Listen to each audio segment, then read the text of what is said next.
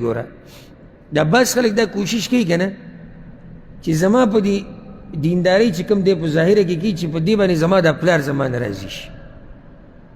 یا دا شیخ صاحب پې زما نه راضي شي یا دا پلانی مفتي صاحب پې زما نه راضي یا دا معاشره پې زما نه راضي دا ته ډېر په کچه سوچ کې پروت دی ګورې ته الله راضي که او الله چې دې راضي کو دا زړونه ټول د دې مخلوق د الله په لاس کې دي دا خلک به د نه هم راضي شي دا پرېږده چې یاره دا مولوي صاحب زما نه راضي شي او ما ویني په دیندارۍ او وایي چې او دا دی دیندار او زما دا مور پلار وایي چې او دی منو او دا رونه مې ووایي او دا قام قبیله وایي او دا کلیوال وایي چې دی دیندار په تندر دې ولګي کلیوال او قام قبیله چې عرش والا زما نه راضي شي چې عرش والا راضي شي دغه زما دپاره کافي ده خو که دا کوشش چا وکړو چې دا عبادت دې دپاره کوم چې دا مخلوق راضي شي دا ریاکاري ده دا د منافقت یو قسم دی نه کیدی شي دغه انسان چې ته راضي کې هغه هر څوک دی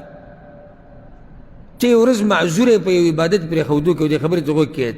ته معذور یې په یو عبادت پرېښودو کې او تا هغه عبادت پرېښودو او دی ستا د عذر نه خبر دی نه دی خبر نو څه شو راضي شو که ناراضه شو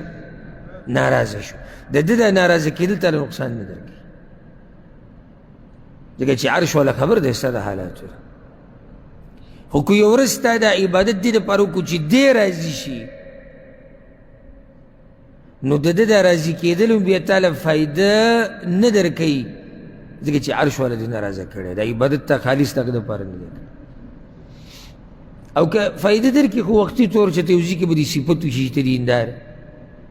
یا چېرته څه دنیاوي بله فایده به راته میلاو شي نور پکې څه نور خو ټوله تباهي او تباهي ده اوس وګوره دې کې منافقان کوشش دا کوي چې څوک راضي شي